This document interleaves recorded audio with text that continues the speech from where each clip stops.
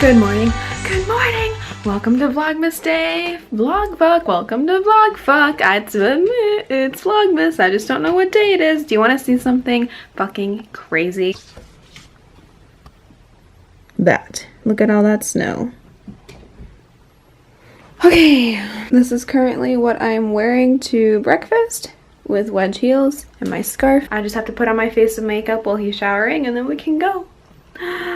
Yay! Happy Saturday, everyone. So I went to Starbucks and Burgers to get myself breakfast. Oh yeah, by the way, we didn't go out to breakfast, but that's another story. Never mind. Anyway, quote that musical and we can be best friends. So I got that, and then when I came home, my mom was like, I made pancakes and there's fresh fruit. Hashtag blessed. I'm gonna catch up on some Vlogmas because I'm super behind. And I should film a video for my main channel because I don't want to slack and I'm scared because of the whole brand that I'm working with soon. It's like, pressure. I'm terrified, and I'm not saying that just to be like, I'm working with, it's like I'm literally fucking scared out of my asshole and I just don't know what to do about it.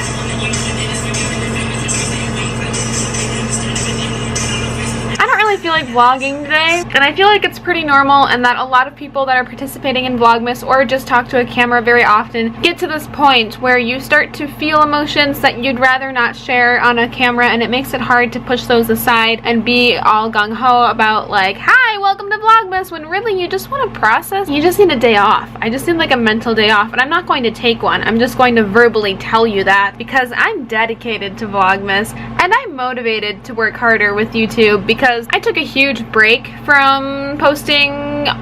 Well, that's a lie. Like, I was posting content, but it was nothing new. This summer, I took a huge break from creating content and being consistent over the summer. My channel was going downhill, and so I feel like I recently am finally, like, getting back into it, proving that, like, I can do this, and the outcome is that I am growing as a channel. My view count is going up, and as much as this isn't important, it is at the same time, but it's not my main focus. So if the vlog's kind of boring or weird today, that is why. Wow, classic YouTuber, not actually telling you what's going on, but wasting 5 minutes telling you what's going on without actually telling you. And if I'm going to go on a rant and complain a little bit, I'm tired. Because YouTubers do that. We consider you like a fucking therapist, and we're like, yeah, let's vent.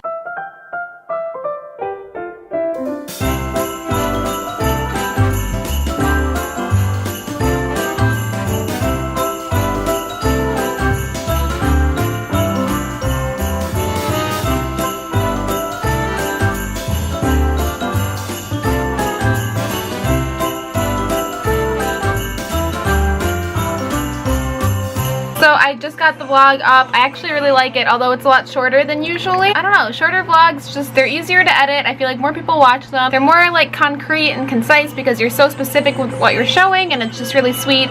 Yeah, it's a good one. So now I am just responding to comments. I try to keep up with that, but sometimes I get really behind, like this week. So it's taking me a little bit, but I'm on it. And then I'm going to film some clips for a main channel video. I'm working with an app, so I'm going to film the first time I'm like opening the app and like doing all that so that you can see that, but I need to do it now and then film the main channel in a few days once I get used to the app and like love it. It's already so, I want to tell you all about it already. I'm so excited. Since today's vlog is pretty short and there's not much to show you just because it's a mental day, in a good way, I thought I would just share with you some of my favorite parts of Kurt Vonnegut's collection of graduation speeches, which I recently finished about a week ago, titled If This Isn't Nice, What Is? It's basically a collection of I think 8 or 10 speeches that he gave to various graduations towards the end of his life. I'd say 90s, early 2000s. He passed away in 2004. He's one of my favorite writers. Because of that, there are a lot of little pieces of various speeches that I have bookmarked and really wanted to share with you. If you have not seen my video on this channel about Prozac Nation, a lot of people really liked that I reflected on my favorite quotation from that novel, and it helped me understand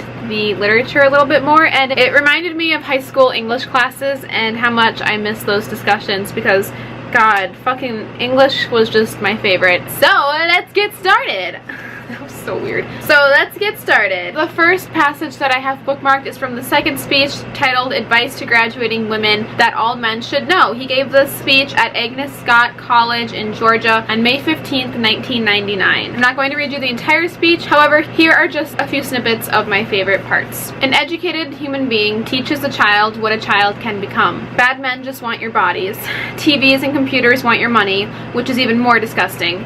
It's so much more dehumanizing. Given a choice, wouldn't you rather have somebody like your body more than your money? Forbes magazine asked me recently what my favorite technologies were, and I said a corner mailbox, my address book, and the encyclopedia. The encyclopedia arranged alphabetically so you can find out all kinds of stuff, if you know your ABCs. And putting a letter in a corner mailbox is like feeding a great big bullfrog painted blue. I thank you for becoming educated. By becoming reasonable and informed persons, you have made this a more rational world than it was before you got here. I give you my word of honor that you graduates are near the very top of the best news I ever heard. By working so hard at becoming wise and reasonable and well-informed, you have made our little planet, our precious little moist blue-green ball, a saner place than it was before you got here.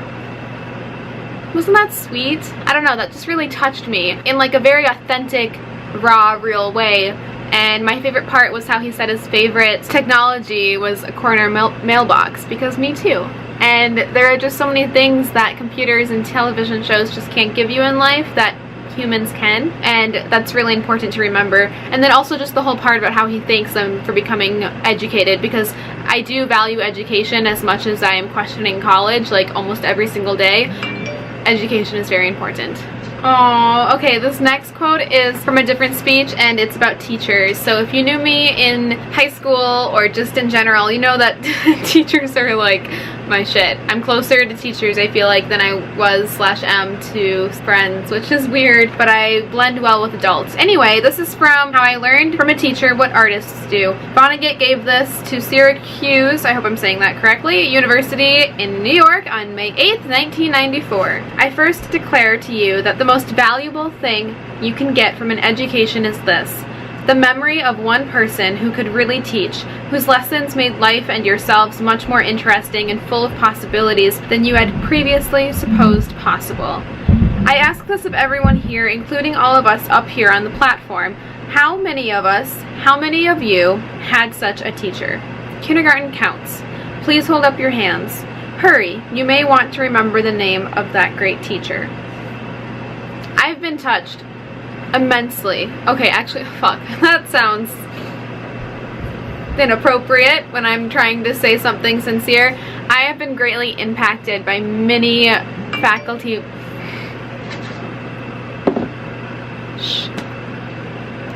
I have been greatly impacted by many faculty members and teachers growing up. I'd say professors, but honestly I haven't bonded that much with college educators. Primarily lower school and high school teachers. They have really touched my life and have helped in so many ways that part of the speech, I just know that Kurt Vonnegut can relate to that and emphasize how wonderful teachers can be, and I think that's why I'm going into teaching. If you didn't know that, that's why I'm going to school to become an English teacher, realistically, just to get that stable paycheck and bond with children. But he understands that, and teachers are like this really, really cool person in a child's life, because they can look up to them. As a young child, you view your teacher as probably the smartest person in the world. I really respected all of my teachers growing up, and I just want to follow in their footsteps, so that part of the speech really resonated with me and I appreciated everything that he said. A few pages later in this speech, I also have bookmarked something else. Oh yeah, I thought this was just really, really sweet. Okay, so same speech, just a little bit later. Now this gathering is a work of art. The teacher whose name I mentioned when we all remembered good teachers asked me one time, "What is it artists do?" "They do two things," he said. "First, they admit that they can't straighten out the whole universe. And then second, they make at least one little part of it exactly as it should be. A blob of clay, a square of canvas, a piece of paper, or whatever. We have all worked so hard and well to make these moments in this place exactly what it should be." I don't know, I love the universe and all things stars and galaxies, especially the moon, my little Luna lover, and the fact that a teacher told him to admit that, you know, first, you can't straighten out the entire universe, but you make a tiny part of it exactly as it should be. I just found that so comforting, and it's something I want to tell someone, you know, that you may not be able to fix everything or like be everything. You may be small and feel insignificant, but you are exactly who you are supposed to be and doing what you're supposed to be, and this tiny little bit of the universe is perfect in its own way because you exist. Oh, I love Kurt Vonnegut. So in the final speech that's included in this little collection, don't forget where you come from. Vonnegut gave this to Butler University in Indiana on May 11th, 1996. He gave it to his hometown. There are just some little tiny snippets of advice that I feel like were very sweet and just light that I bookmarked to share with you. It's kind of like towards the very end of the speech, but he just says, "Some of you won't stay home, but please don't forget where you came from. I never did. Notice when you're happy, and know when you've got enough. As for throwing money at problems, that's what money is for." I like his humor.